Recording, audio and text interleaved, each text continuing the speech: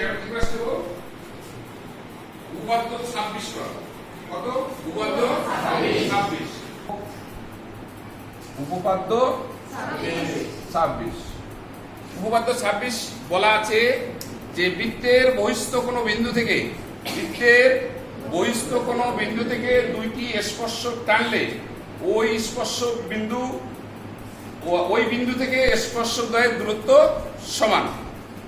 ঠিক আছে, আরেকবার বলছি, বৃত্তের বহিস্থ কোনো বিন্দু থেকে দুইটি স্পর্শক টানলে ওই বিন্দু থেকে স্পর্শ বিন্দু দ্বয়ের দূরত্ব সমান।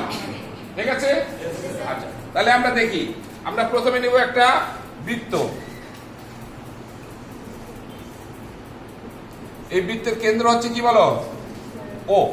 কেন্দ্র হচ্ছে ও, আর পি হচ্ছে বহিস্থ একটা বিন্দু। বহিস্থ বিন্দু মানে বৃত্তের বাইরে। ঠিক আছে, বৃত্তের বাইরে বহিস্থ একটি বিন্দু। আর এখান থেকে আমরা একটা স্পর্শক টানবো। তাহলে হচ্ছে এটা টানলে পি এ একটি স্পর্শক আর পিবি একটা স্পর্শক। তাহলে পি এ আর পিবি দুইটি কি হলো? স্পর্শক। ঠিক আছে, আমাদের প্রমাণ করতে হবে যে পি এ সমান পিবি। ওকে, আচ্ছা তাহলে আমরা শুরু করি। বিনি বুঝো তো? বিনি নির্বাচন কি লিখবো বলো? ও কেন্দ্র বিশিষ্ট বৃত্তে পি একটি কি বহিস্থ বিন্দু।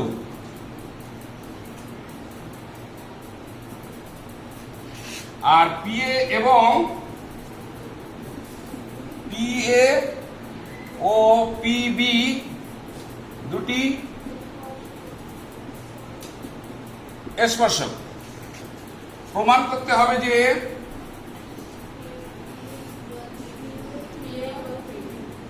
যে কি পি এ পিবি।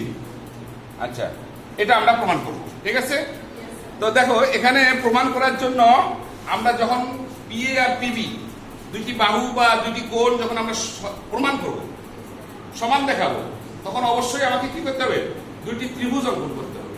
দুইটি ত্রিভুজ সর্বসম করলে সেখান থেকে আমরা বাহু সমান লিখতে পারি, কোণ সমান লিখতে পারি, তাই না?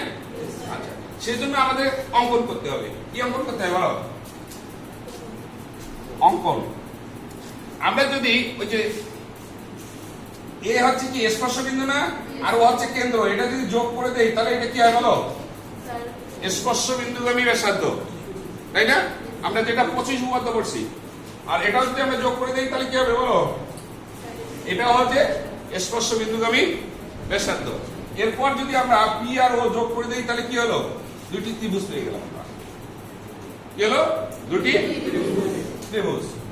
আচ্ছা, তাহলে আমরা কি করলাম?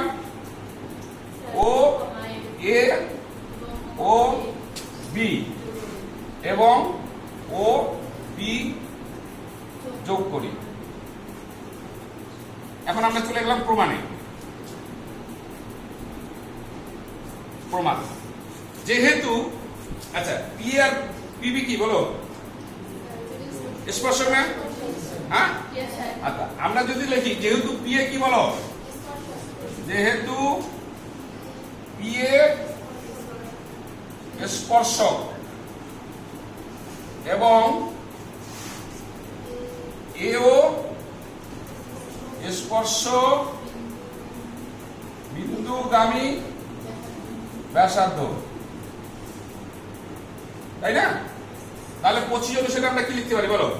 উপপাদ্য 25 যদি একটা স্পর্শক থাকে এবং স্পর্শকারী বিন্দুগামী ব্যাসার্ধের উপর কি হয়? লম্ব হয়, তাহলে আমরা লিখতে পারি কি? পি এ লম্ব কি ও এ, তাই না? এটা আমরা কিভাবে? উপপাদ্য 25 উপপাদ্য 25। ঠিক আছে, তাহলে যেহেতু এটা এটার উপর লম্ব হয়ে গেছে, তাই না? যেহেতু পি এটা কি ও এর উপর লম্ব, তার মানে কি এই কোণটা কি হয় বলো? 100 কোণ। হ্যাঁ, তাহলে ও এ পি কোণ ইজ ইকুয়াল টু কত 1 সমকোণ, তাই না? এটা যদি 1 সমকোণ হয় তাহলে অনুরূপভাবে এই কোণটাও কি হবে বলো 1 সমকোণ হবে। তাহলে আমরা অনুরূপভাবে ও বি পি কোণ ইকুয়াল টু কি বলো 1 সমকোণ। ক্লিয়ার? তাহলে এই দুইটা কি ত্রিভুজ এখন বলো সমকোণী ত্রিভুজ। তাহলে এটা ধাপ যদি 1 করে ধাপ 2 এ যাই আমরা, তাহলে ত্রিভুজ এ ও পি ও ত্রিভুজ বি ও পি এগুলা কি ত্রিভুজ হলো বলো সমকোণী ত্রিভুজ না? এই তো আমরা এই যে কোণগুলো 1 সমকোণ করলাম কি কারণে, যে আমরা সমকোণী প্রমাণ করব, ঠিক আছে? তাহলে সমকোণী ত্রিভুজের, আচ্ছা তো আমরা সমকোণী ত্রিভুজের দুটি সমকোণী ত্রিভুজ সর্বসম যদি আমরা করি তাহলে কি কি শর্ত লাগে বলো?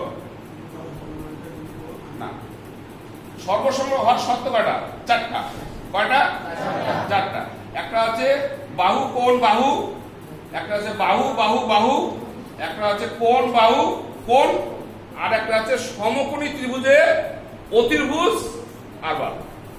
তাহলে আমাদের এই যে এই দুইটা ত্রিভুজের মধ্যে এটা তো দেওয়া আছে উভয় সাধারণ বাহু, আর এই বাহু সমান আমাদের জানা আছে।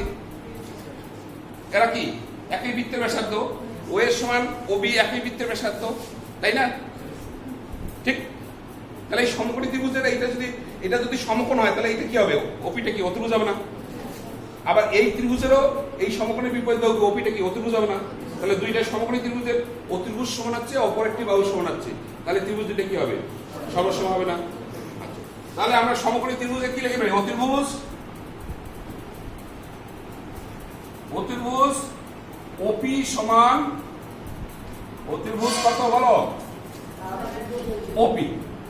এটা কি কারণে? সাধারণ বাহু এরা। আর ও এর সমান কি ওবি, এটা কি কারণে সমান? একই বৃত্তের ব্যাসার্ধ। তাহলে ত্রিভুজ দুইটা কি হলো বলো? তাহলে আমরা এখানে লিখি ত্রিভুজ দুইটা, এখন আমরা লিখতে পারি সর্বসম, তাই না? তাহলে ত্রিভুজটা কি আছে? এ ও পি ও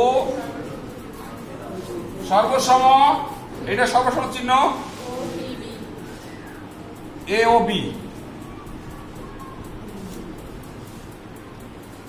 এ ও পি আর আছে বি ও পি, তাই না? B O P. যেহেতু আমাদের ত্রিভুজ দুইটি সর্বসম হয়ে গেছে, প্রমাণ করে ফেলছি, এখন আমরা বাকি বাহু যে আছে এই বাহু দুইটা সমান লিখতে পারি। তাহলে আমরা কি লিখবো? পি এ সমান বিবি। এটা প্রমাণ হয়ে গেছে না আমাদের? খুবই ইজি না? এটা কি মুখস্থ কিছু আছে? শুধু দুইটা ধাপ অনুসরণ করবে।